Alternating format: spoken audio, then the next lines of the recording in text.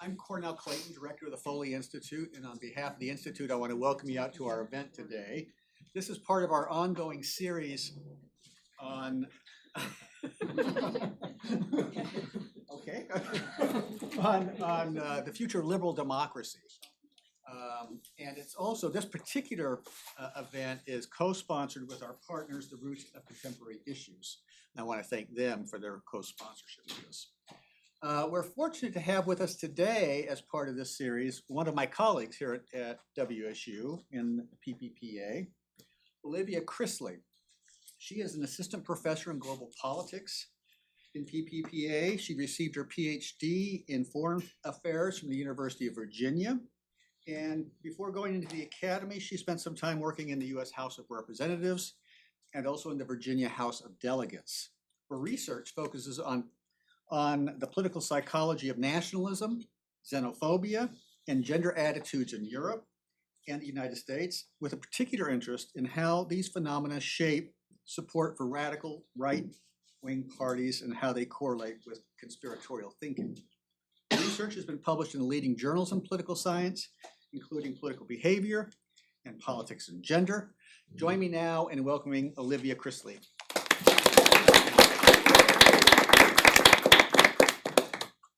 Just let me get myself set up here with all these remotes and things. Well, first I want to thank Cornell and the Foley Institute and the Roots of Contemporary Issues program at WSU for giving me the opportunity to speak on this topic today. I'm especially honored to be affiliated with the Foley Institute in this way because it reminds me of the time I spent working for Congress. That was the very first job I ever had. I never even flipped burgers in high school or something before taking that job in Congress. And with each passing day, I'm more aware of what a gift it was to spend time working for government and within government before going off to study it.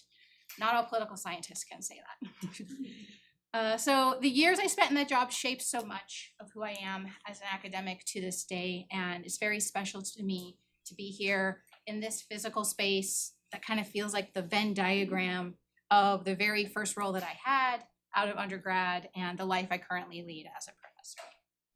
So in keeping with the origins of this presentation as a co-sponsorship with the Roots of Contemporary Issues program at WSU, I'll be providing a historically grounded analysis of why I believe the radical right has experienced growing success on the European continent over the last 2 decades.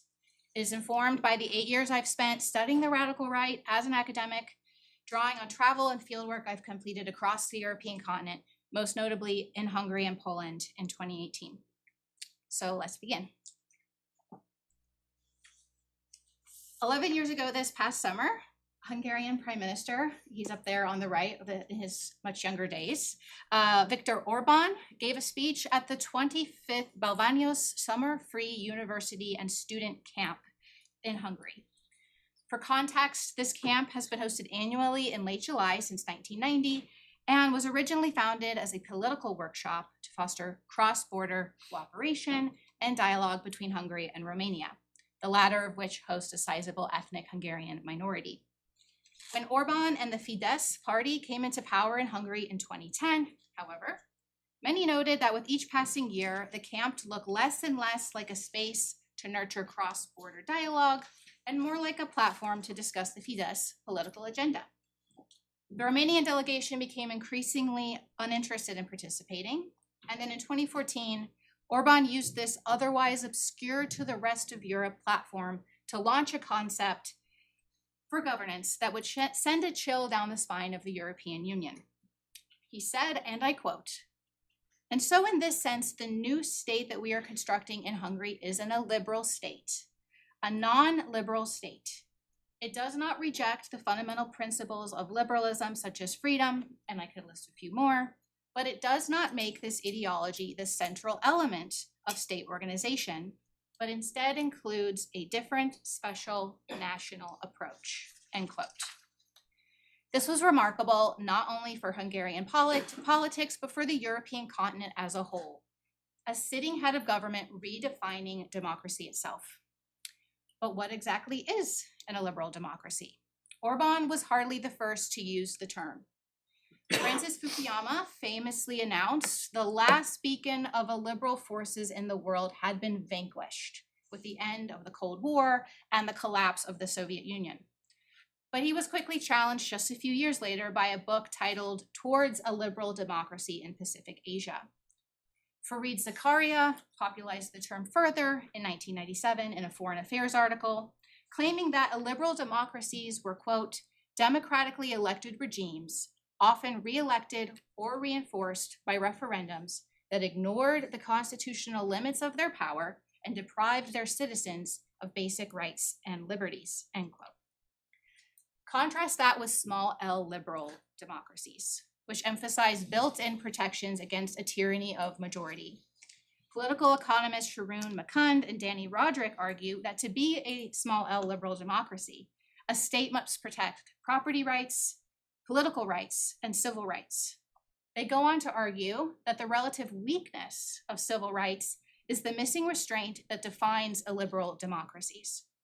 They also argue that the fact that any true liberal democracies exist at all is the aberration that needs to be studied, not their relative paucity, but that is a discussion for another talk.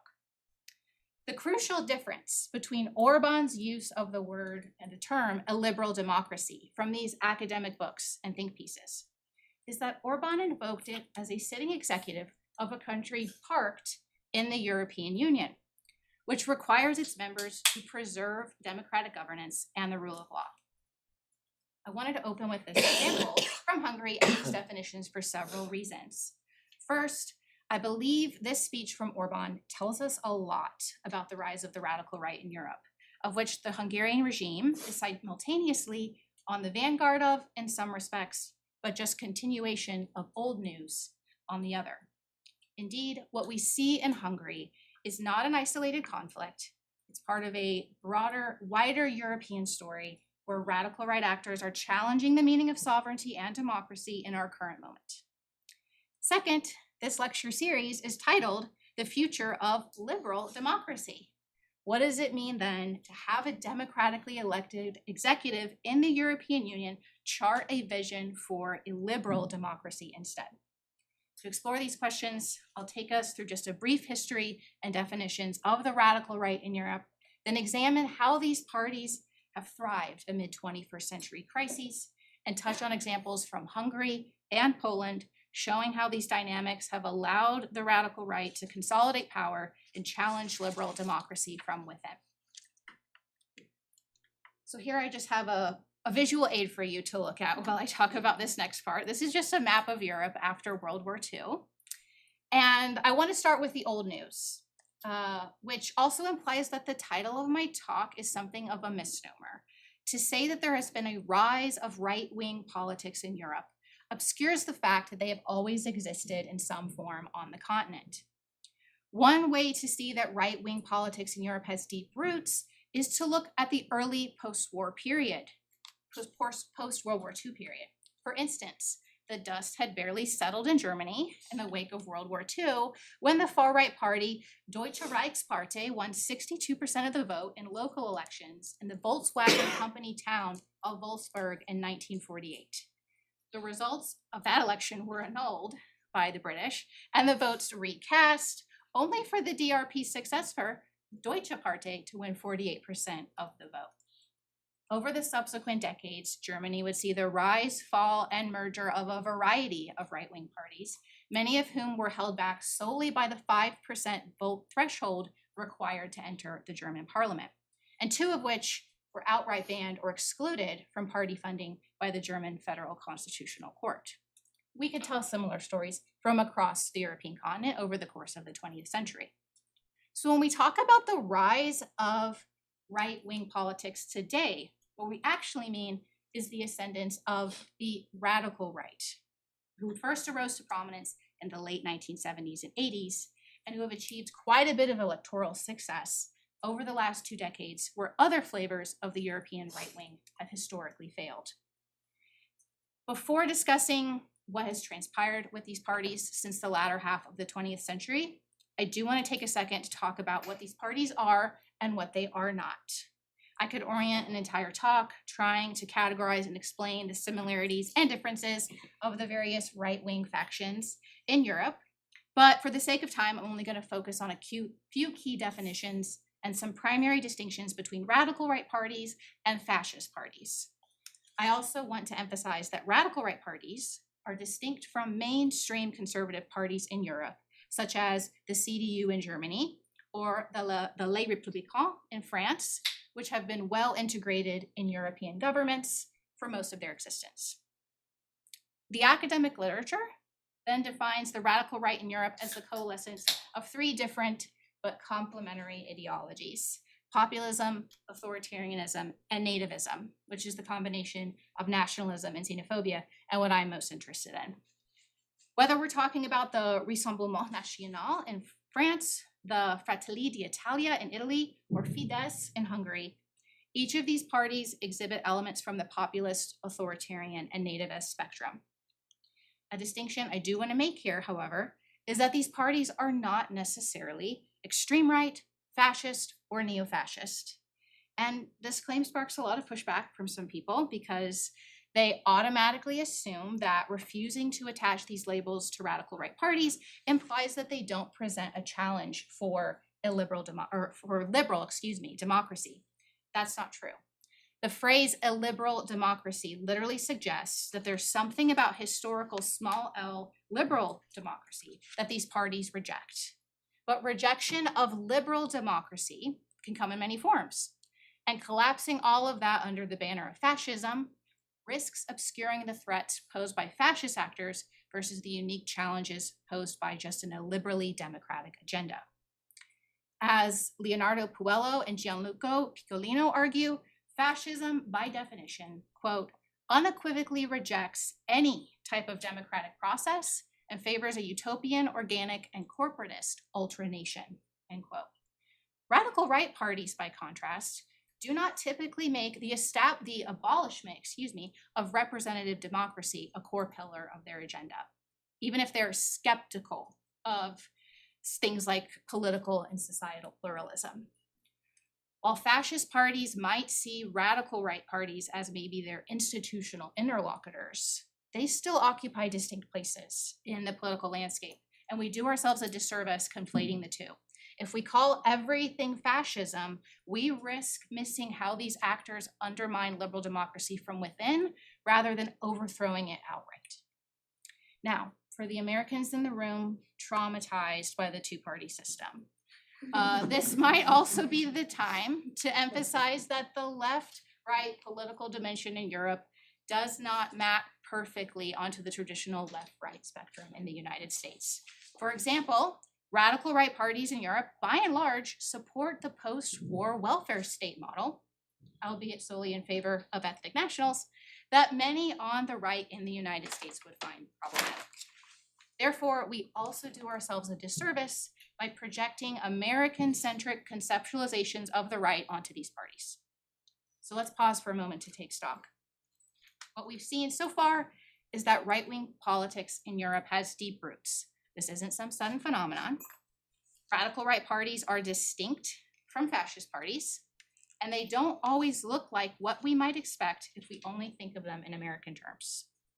With that foundation in mind, we can now look at how the radical right transformed itself in the early 24th century and why it's become such a central force in European politics today. So from the 1970s onward, up until around the early 2000s, we observed a lot of volatility in terms of the radical right's success. Its party vote share fluctuated heavily across elections, and some scholars argue that this was the result of a smaller, protest-oriented segment of the electorate versus a more consistent and rooted party base. Some leaders, such as Jean-Marie Le Pen of the Front National, the predecessor of the current Rassemblement National, gained a great deal of attention during this period, the 70s and 80s. But a lot of it was more notoriety than it was him being taken seriously as a political actor. even though he ran for the French presidency 5 times and even made it to the second round of the 2002 French presidential election against Jacques Chirac. So what changed in the early 2000s? Well, this was the first decade where we really start to see some of the transformations resulting from the formation of the European Union really start to impact the lived realities of some of the EU member states. Immigration rises significantly, and deindustrialization and EU-driven market integration leads to greater job insecurity in some sectors. And here I have a slide showing you what the EU and Eurozone look like right now, but I should note that this was not what it looked like at the time of its founding or the early 2000s for that matter. At the same time you have these EU changes really taking effect, we see a decline in party attachment and partisan attachment towards the old guard of European politics. So your social democrats, your Christian Democrats, and again, for the Americans in the room, I want to emphasize that the term Democrat does not align necessarily with what that term means in our political landscape. We also see what we could call a political professionalization and rebranding of the radical right during this time. They spent decades learning from the mistakes that they felt cost them support at the ballot box time and time again. They started to soften their rhetoric, improve their organizational structure, and as a result, start to present themselves as an actual viable governing alternative to these parties who voters in Europe were growing increasingly disillusioned with. As early as 2000 then, we see Austria become the first country to have a radical right party, the FPO, enter a coalition government. And France, Italy, Belgium, the Netherlands, Denmark, Norway, and Switzerland would all elect radical right members of parliament over the next decade. So all of these factors were already in place by the time you arrive at the twin defining moments that I think are the shift towards the radical right in the late 2000s and the early 2010s. The 2008 financial crisis and the subsequent Great Recession, and the Syrian civil war and the subsequent migrant crisis. Older Americans are probably well aware of the impact of the Great Recession on the United States, but it also had significant effects on the European Union. The crisis, sometimes called the Eurozone crisis or the European sovereign debt crisis, left several member states unable to pay or refinance their government debt or bail out banks. And here I have a slide giving you an idea of what the debt situation looked like across Europe at this time. These countries in red ultimately required assistance from the European Central Bank and or the International Monetary Fund. This led to a lot of resentment in countries who felt like they were on the hook for the defaulting countries. This also eventually led to a variety of austerity measures across the European Union and all of Europe, even outside the Eurozone. The Eurozone crisis offered a boon for radical right parties because it allowed them to really hammer home an anti-EU and anti-globalization narrative. Remember, these are parties defined by and large by nativism, which is going to have them rejecting a supranational organization like the EU and the mass migration that tends to accompany globalization. The crisis seemed like clear proof that supranational institutions and globalization were harmful to national sovereignty. It also allowed them to highlight this narrative of scarcity that was very salient to people who were also unemployed and living under austerity measures. All these parties had to do was point out that there aren't even enough jobs and resources to go around for natives, let alone immigrants. And that let alone immigrants line coincided with the other major inflection point for radical right party support in the early 2010s, which is the beginning of the Syrian civil war and the subsequent refugee crisis across Europe. That war displaced millions of Syrians, and Europe would soon be on the receiving end of many asylum seekers, particularly in 2015 and 2016. The slide here gives you an idea of the scale of the crisis and the main migration routes that many of the migrants took. Now, radical right parties, who had spent decades at this point honing their platforms and messaging around immigration issues, found themselves more than ready to talk about this crisis in ways that most mainstream parties in Europe were not. As the European Union scrambled to enact standardized policy across its member states to address the crisis, radical right parties gained scores of new adherents who bristled at the idea of being commanded from on high to deal with the crisis that they believed Europe, and particularly their own individual countries, had no obligation to solve. These crises, economic collapse, waves of migration, and subsequent pressure from the EU, gave radical right parties the perfect opening. And it's this mix of history, ideology, and opportunity that let leaders like Orban turn illiberal democracy from an idea into reality. Now recall that Orban gave that illiberal democracy speech in 2014, so right before the epoch of the refugee crisis in Europe, 10 years after Hungary officially joined the European Union and 5 years into the Eurozone debt crisis.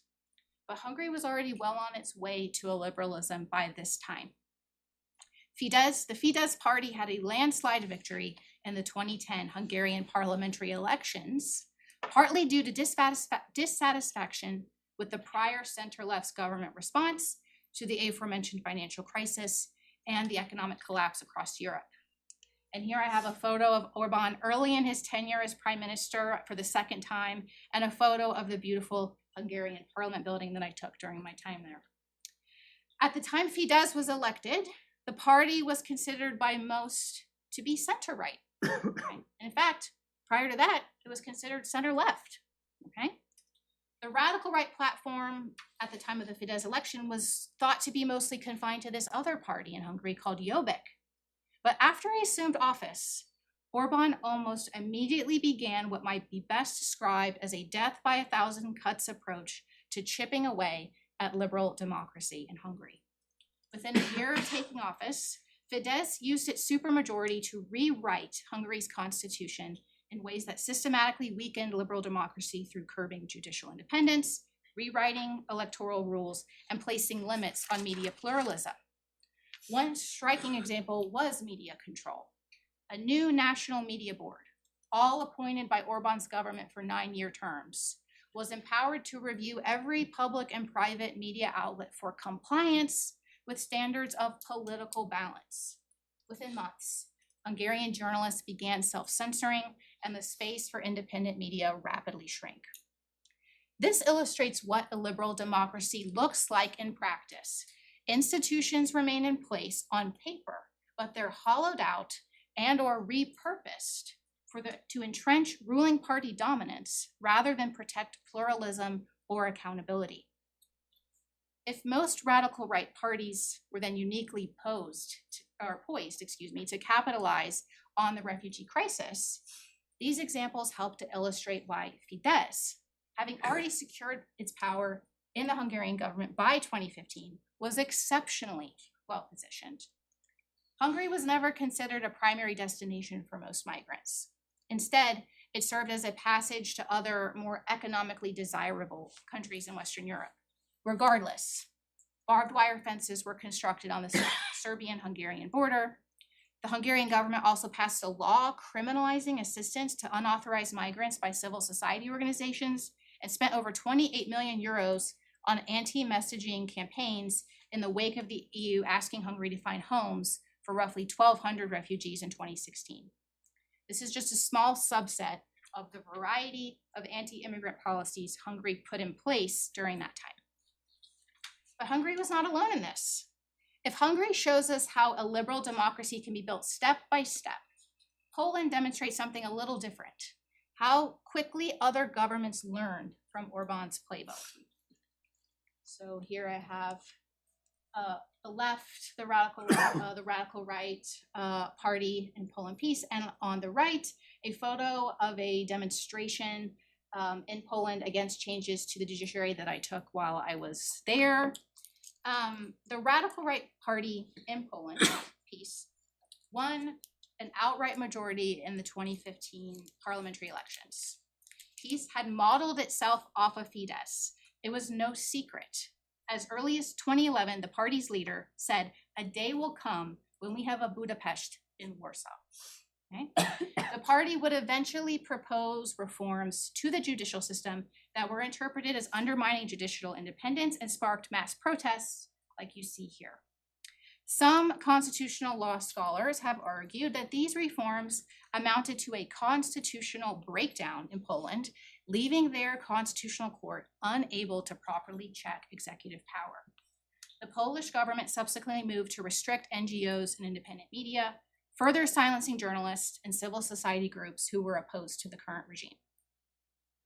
So, by the end of the 2010s, the European Union had 2 member states in its ranks that had elected parties into government with explicitly illiberal agendas. What did the EU do in response? For the entirety of the 2010s, largely nothing. The EU did not address the rise of illiberalism among its member states in any substantial way until 2020, when it started enacting material sanctions against Hungary and Poland. Some scholars have noted that the EU seemed willing to tolerate illiberalism at the national level as long as cooperation versus confrontation were avoided at the supranational level. This changed when Hungary and Poland began disrupting EU decision-making and opposing key policies. By leveraging alliances and seeking to reshape how the EU formulated and enforced legislation, they began to threaten the Union's foundation. And here it's important to note that while the violation of EU values was tolerated for decades, outside of mostly toothless official condemnations, it was not until the core policies of how the EU functioned were threatened and democratic backsliding gained greater domestic attention in other EU member states that the EU finally acted. One of those countries where greater domestic attention was occurring was in Germany. Through the 2010s, some in the EU could dismiss Hungary and Poland as exceptions on the periphery. But when Germany and France, the Union's anchors, saw radical right parties rise, the stakes changed entirely. In 2017, the German Radical Right Party, Alternative for Deutschland, won seats in the German Bundestag for the first time. And up here on the right, we have a campaign poster for them. After experiencing a small decline in vote share in 2021, the party would come back 4 years later to win 20.8% of the vote in Germany's 2025 federal election and become Germany's largest opposition party. This came on the heels of the French radical right candidate Marine Le Pen, daughter of Jean-Marie Le Pen, mentioned earlier, making it to the final runoff round of France's presidential election in 2022, and the Rassemblement National becoming France's largest opposition party as well, winning 37.1% of the vote in the 2024 French National Assembly elections. And down there on the left, we have Marine Le Pen. Regardless of the exact reasons why the EU was finally driven to act, it is undeniable that the radical right increasing its vote share in Germany and France was a different type of wake-up call than what had previously transpired in Hungary and Poland. However misguided, some may have rationalized away the events in Central and Eastern Europe as the long shadow of communism or nationalist aberrations in smaller and less economically privileged states. Not so in France and Germany, the 2 largest EU member states by population, the EU's 2 largest economies, and 2 of the alliance's founding members. What happens in France and Germany has an outsized impact on the rest of Europe. The push away from liberal democratic practices could no longer be softly tolerated or ignored. So what we see across these cases is that the radical right is not a fringe movement anymore. The radical right has fully embedded itself into Europe's mainstream, forcing the EU and us to rethink what liberal democracy's future looks like. So now we're just back to looking at the literal space and place that is Europe. This begs the question, where does Europe go from here? It's important to note that while I've only discussed EU member states in this talk, this is a continent-wide phenomenon. Every country in Europe has a radical right party of some sort. Some will argue that the liberal democratic project is dead and that a new democratic paradigm must rise to take its place. For those who have never known a life without some semblance of the 3 rights, political, property, and civil, that have formed the bedrock of liberal democracies over the last century, waking up to a world where 1, 2, or all 3 of those rights no longer exist is unlikely to sit well. Few would argue that liberal democracy has been perfect, but in the grand scope of human history, it has represented some of the best humanity has ever offered to the widest swath of the world's inhabitants. Any system we envision to replace it has pretty large shoes to fill. And so, what of the illiberal alternative offered by so many of these radical right parties today? The reality is, these parties are speaking to issues that are deeply important to the European people. There have, in fact, been winners and losers because of the globalized market that is the very foundation of the EU itself. There are scores of neighborhoods and local communities that have seen their way of life upended seemingly overnight because of mass migration. Pay a visit to the town of Calais on the north of France and ask me how it's going. People have turned to these parties because they don't believe the other options are offering them solutions to these challenges, among many others. The rub is that these solutions offered by the radical right are often accompanied by illiberal government practices, from restricting independent media to weakening independent judiciaries.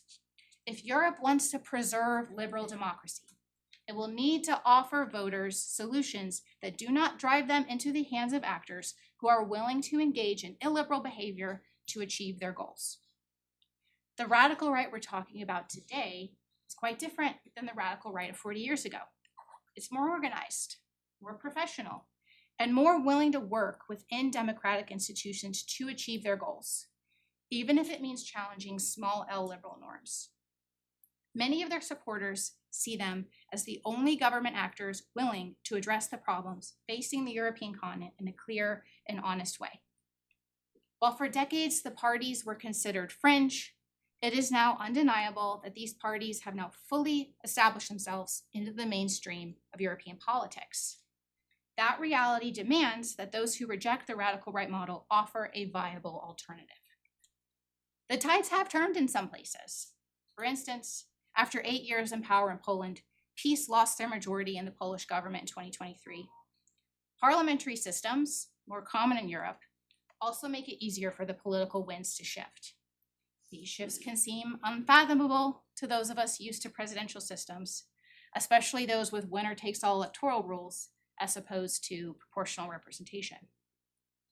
To circle back to a point from the beginning of this lecture then, right-wing politics have always existed in Europe in some fashion.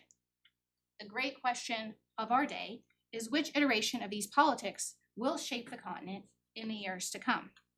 Europe's future and the resilience of liberal democracy depends on whether it can respond before illiberalism becomes the new normal. That's all I have for you today.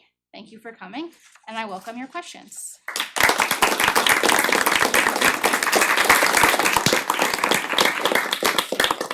Okay, we have about 20 minutes for some Q&A. I have two questions. One, how is more contemporary events like the war between Russia and Ukraine influence right-wing politics in Europe as a whole, with immigration policies and all that stuff? It's a really interesting question. It actually is very pertinent to Hungary and Poland in particular, because the war in Ukraine posed the first really big rift between Fidesz and PiS in Poland in a long time. Poland is not so friendly to the Russian government, whereas historically Orban has been very friendly with Putin's regime. And once Russia invaded Ukraine and Poland also started experiencing huge waves of Ukrainian migration into its borders, they split. A lot of people in Poland split from the narrative that they had been a part of, similar to Fidesz, because they were starting to get scared that they might be next. If Russia was willing to invade Ukraine, would they maybe one day decide to invade Poland again as well? And so some argue that one of the reasons why perhaps that PiS lost that next election was because, in part, because of the invasion of Ukraine.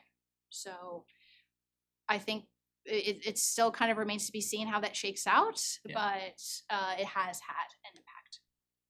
And then for my second question, you said that the difference between the fascist right and then the radical right parties was one, the fascist party is trying to overthrow liberal democracy, and then the radical right was trying to like jeopardize it internally. What does that look like? I don't know what that means.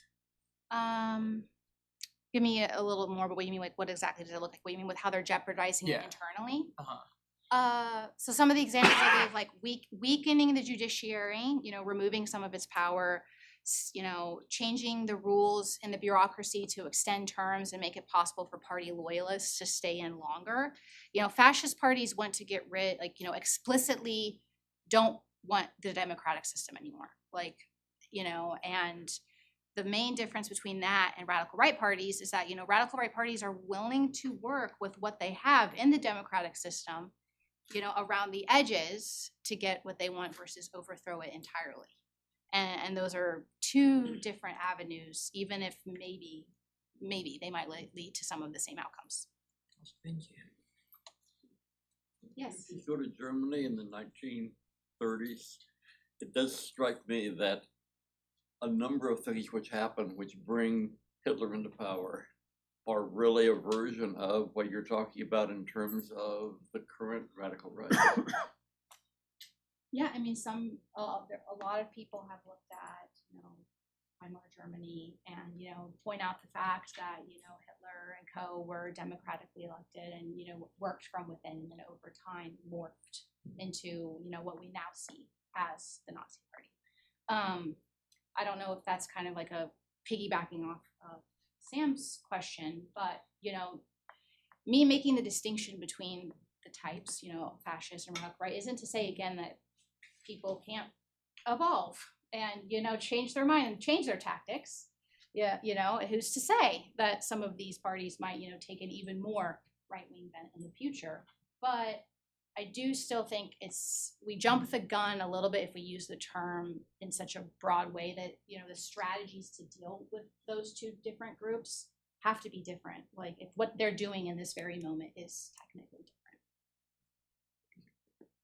Oh, yes. Yeah, I'm wondering in the case of Poland, so the Liberal Party is back in power now. Are they using that as an opportunity to restore checks and balances and things like that? Or are they saying, oh, this is quite useful for us to not have these checks and balances and we'll use that to amass power for ourselves? Yeah, that's a good question. I don't know if they have changed back every single thing that peace did over the 8 years. I'd need to double check, but I don't even know if they've tried to, fix, I guess, what happened with the Constitutional Court. But, they did run on a, listen, we're this their rhetoric was very much like, listen, if you support peace, then you're supporting the Russian government and look what's going to happen to us. And, it was a very anti-peace message. As far as I know, they haven't engaged in kind of like, well, now we're in power and now we get to be liberals, now what we get to do, we've been waiting for this. I don't think that's happened on the same scale, but I also can't say for sure that they've taken all the steps perhaps to reverse like some of the things that have happened. So, and some people might say that, that's an issue. Yes. Hi. If they're making that kind of appeal that peace is like a prop for the Russian government, does that not parallel similar arguments from the radical right regarding immigrants and like external influence in the same way? Like, is the appeal similar in structure? Well, parties are always gonna set up an outcome. Okay. I don't think it's functionally equivalent to talk about scores of migrants and another government. Talking about government influence seems to me to be like quite different than what happens if tons of migrants show up. And, while Poland is supportive of the Ukrainian effort, a lot of Poles still aren't very happy that, now they have tons of Ukrainians like now living in Poland, and like that's presenting its own type of challenge. There's this tension here between, well, actually we do, we want like we're supporting Ukraine, but also, yeah, we really don't like this migrant thing. And it turns out people really don't like it when millions of people move into their country, like basically overnight, and they don't have any resources. Like that seems to be a very common theme, regardless of what country we're talking about and where the people are coming from. So, oh, yes. I have a question from one of our online viewers. Oh, lovely. Isabel. Oh, my asks- sister. Ah. Pretty sure. Is this a plant? She asks, what should those of us who want to maintain the democratic system do to counteract the rise of the far right? Wow, isn't that the question of the day for all of us? Maybe a controversial answer, but keep having dialogues. Kind of going off the end of my speech there and me trying to hammer home like the legitimate grievances that I think that a lot of people in Europe have. You know, you can saber rattle and talk about how much you hate this and, you know, call these parties so evil and call these people evil and use all these terms to describe their supporters, or you can offer them something else. You know, you can demonize or you can offer something else. And I've said that before, and like people are like, I shouldn't have to negotiate with insert some like epithet here or whatever. And it's like, all right, well, those people are still gonna go out and vote. And those parties are still gonna win. And what they do when they win is, as we've seen, like kind of up for grabs. They're willing to push the limits of their power and, you know, see how far they can push constitutions. And so talking to people and like trying to find a solution for them that isn't necessarily parties that are going to engage in a liberalism, I think is a very important first step. And I mean, especially if we're talking about the United States and our very polarized environment, you know, compromise and discussion, like it has to start somewhere. And I also want to like qualify that statement that I'm not asking people to start compromising on all of these all those, for example, various liberal democratic rights that I just mentioned. But like there are, again, a lot of grievances that don't have anything to do with that people look around and say, well, these are the only parties that are willing to talk about these in a real way. So I guess I have to vote for them. And I guess if I lose my democracy in the process, at least I got my bread. Like, you know, so that would be my first thought. And of course, voting, you know, you should always vote. Young people in particular who have a tendency to not vote. Thank you, Isabel. Is there any distinction to be made between illiberal democracy as a means to undermine democratic systems and move further toward authoritarianism versus kind of upholding democracy while pushing back against liberalism? I want to make sure I understand your question correctly. Are you like suggesting using illiberalism to fight illiberalism? I guess like illiberalism being used to move toward fascism, kind of working within the system to overthrow the democracy, as opposed to kind of a more permanent democratic system while being illiberal. So the difference between establishing an illiberal system and transforming a system. Is that what you? Yeah, kind of illiberalism as the end goal versus as a temporary means to an end. Okay. So you're saying, is there a difference between a permanent state of illiberalism and illiberalism just like being a stopgap measure until they can get something else? Yeah, that's a really interesting question. And, you know, it's too bad we don't have special devices we can just like attach on leaders' heads to see exactly what their intentions are. Because, you know, like I said, you know, Orban was elected as center right and, you know, very quickly started enacting like a lot of these illiberal measures. And, you know, is he done? Like, is he happy with how it is now? Maybe, you know, maybe he's happy, maybe because it's working and he doesn't feel the need to do anything else. You know, maybe if it doesn't go he does his way, then suddenly it will escalate, but then it's a question of like, was the goal always to become, super authoritarian or super fascist, or did these parties stumble into it by way of trying to hold on, like grasp onto power?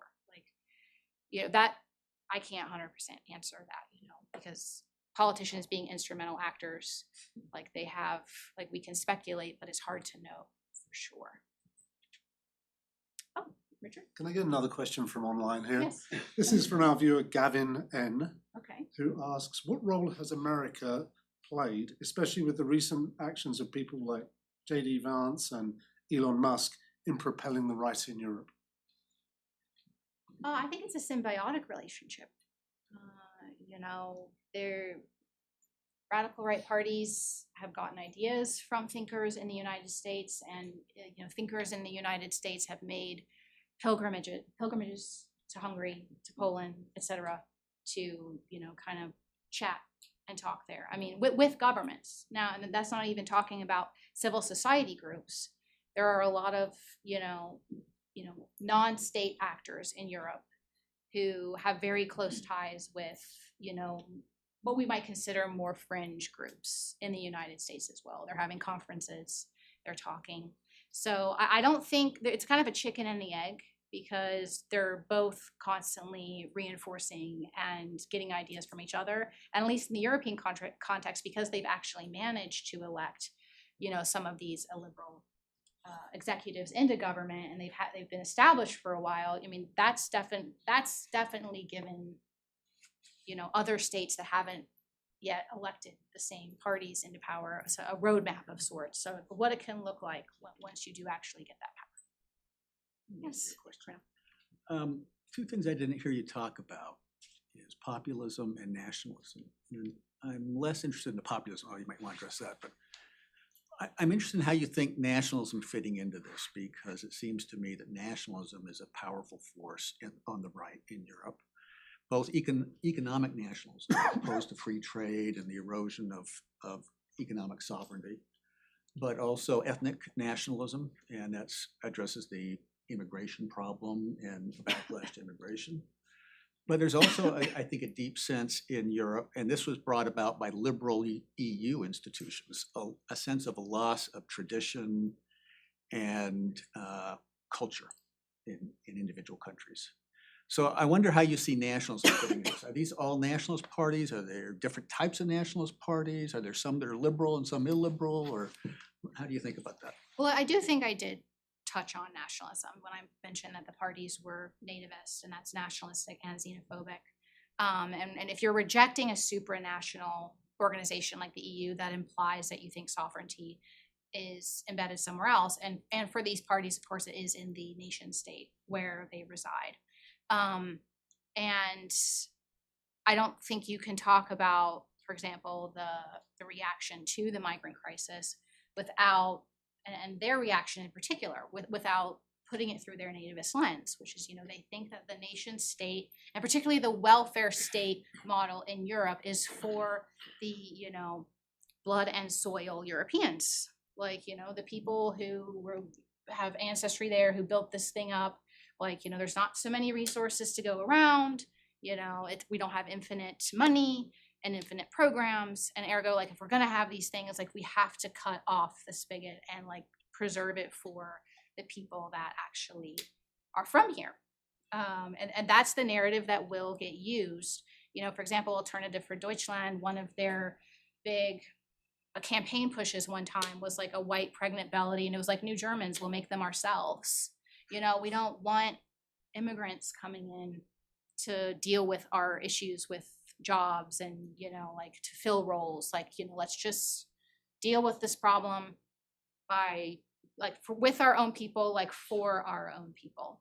Like, and that you can't separate that narrative, that nativist narrative, from their response to the migrant crisis, or, any act that the EU. So what's doing the driving here? Is it illiberalism or is it nationalism?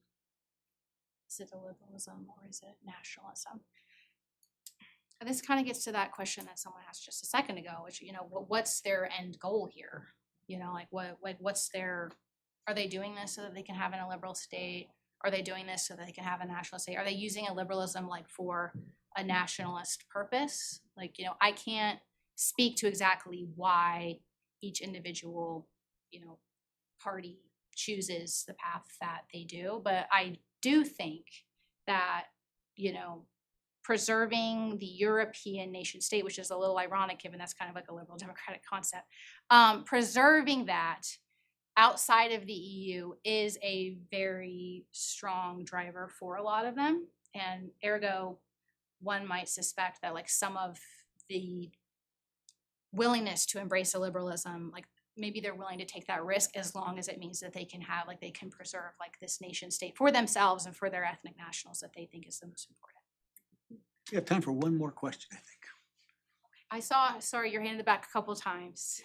I was going to ask your opinions on Farage and reform, like if that's something to be worried about in the UK, if they're kind of pushing liberalism or even and yeah, if that's something to be worried about. Should you be worried about that? Well, it depends on your goals. If you care about liberal democracy, then yeah, you probably should be worried about the liberalism. If you think that Farage is going to take a page out of the playbook of some of these people, and you don't like that, then yeah, you probably should be worried. Historically, radical right parties have a little higher barrier to entry into the UK Parliament because of the winner takes all first past the post system. But that doesn't mean that with enough groundswell and with enough support that a party like Reform is going to come about. You know, we saw UKIP, they kind of faded away. Like this keeps happening. Like, you know, these little parties like pop up and they go down. But, you know, one could make the argument that right now this might be an inflection point for them.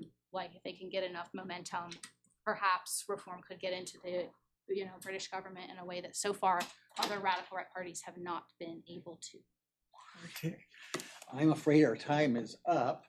Before we thank our guest, let me remind you, our series continues. We're off next week, but the following week on October 16th, on Thursday, we have Stephen Hahn, who's an award-winning historian from Yale, talking about his book called A Liberal America. So it's a perfect follow-up to our talk today. So join us for that event. But join me now in thanking Olyvia Christley for including us.